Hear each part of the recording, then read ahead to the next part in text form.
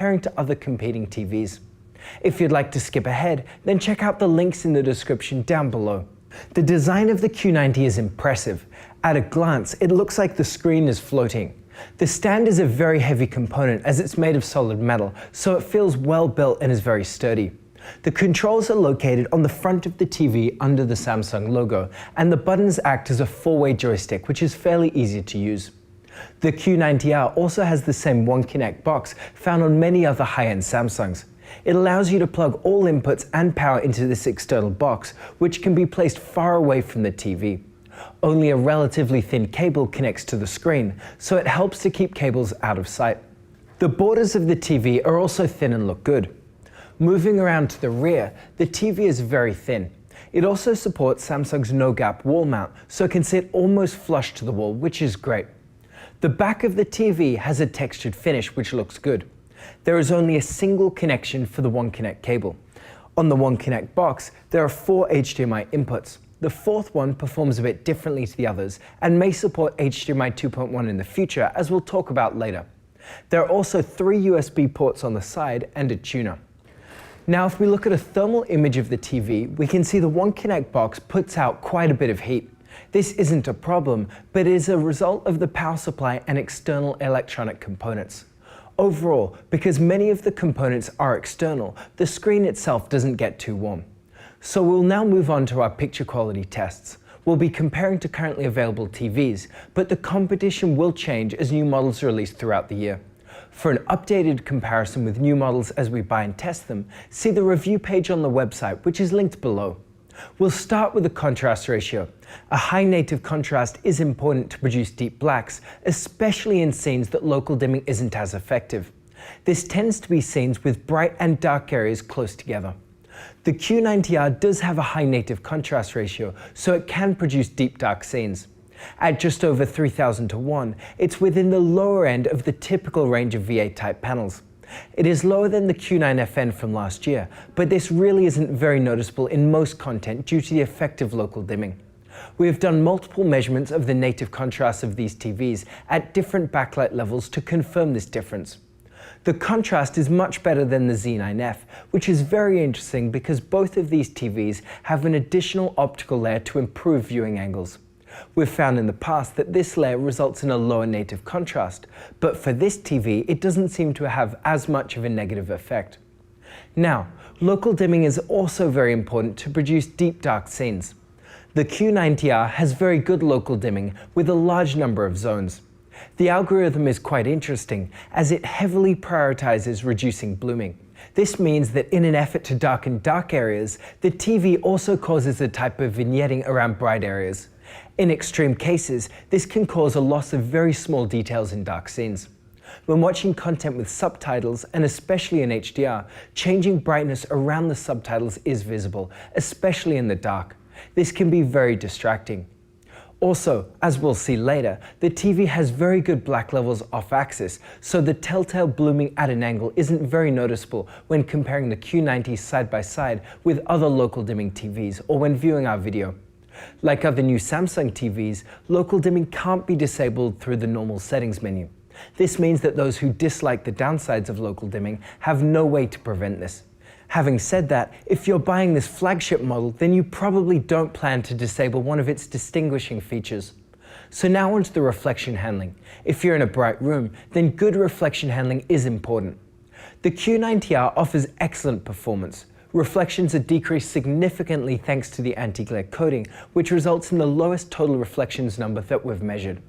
The indirect reflections is a bit higher than some of the competition, and we expect that this is a result of the additional viewing angle optical layer, which causes horizontal smearing of reflections, as seen in the photo. Now, another important factor for those in a room with a lot of light is how bright the TV can get. We measure the peak brightness of every TV on a real scene test pattern, as well as on different sized white windows. The Q90R can get very bright, and combined with the excellent reflective coating, it shouldn't have any issues, even in very bright environments. Note that you can turn down the backlight for those who want a darker image, so there is no downside to this high peak brightness. If you watch a lot of HDR content, then a high peak brightness is also important to produce highlights that stand out. We measure this in a similar way to the SDR brightness, but this time with an HDR signal. Our real scene measurement corresponds most closely to what you can experience with bright highlights in real content, but we also measure a range of window sizes. The TV is able to produce bright highlights, which is excellent. Compared to last year's Q9FN, the older model is able to produce brighter white rectangles, but this year's TV produces a brighter highlight in our real scene. It is a bit strange that they perform differently, but maybe due to the different tone mapping in HDR. Now, if you watch HDR content, then a wide color gamut is important to produce vivid highlights to match as close as possible to the mastering process and the director's intent. Like most other QLEDs, the Q90R is able to produce very saturated colors, and it's in the same ballpark as the Sony Z9F or Samsung Q6FN. It isn't as wide as the Q9FN from last year, and we don't know if this is a result of the additional viewing angle layer. We found the Q900R with a similar layer to also have slightly less wide color gamut. Overall, it is still enough to make highlights pop, which is great. We also measure the EOTF, or electro-optical transfer function, of each HDR TV. This measurement shows how the brightness of the TV changes depending on the signal level or stimulus. The yellow line in this plot is the reference PQ curve, or the brightness that an ideal TV should follow. This reference line is unachievable by any TV at the moment though, so every TV has a way to tone map the input signal to the display's capabilities.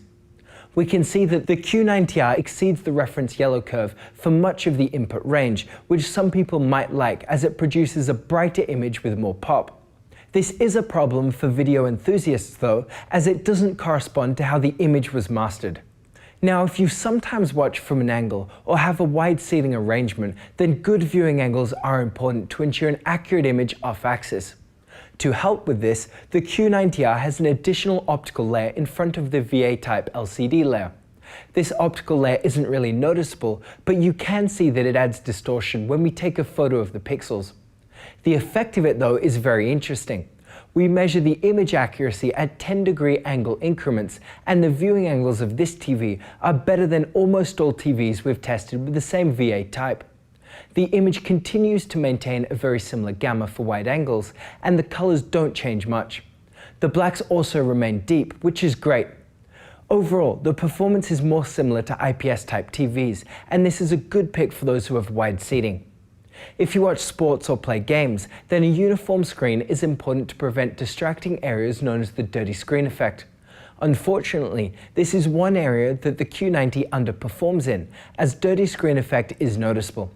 Note that this does vary between units due to tolerances in the manufacturing process, so we don't know how other units compare. But we did have similar results with the Q9FN we bought last year and the Q900R from this year.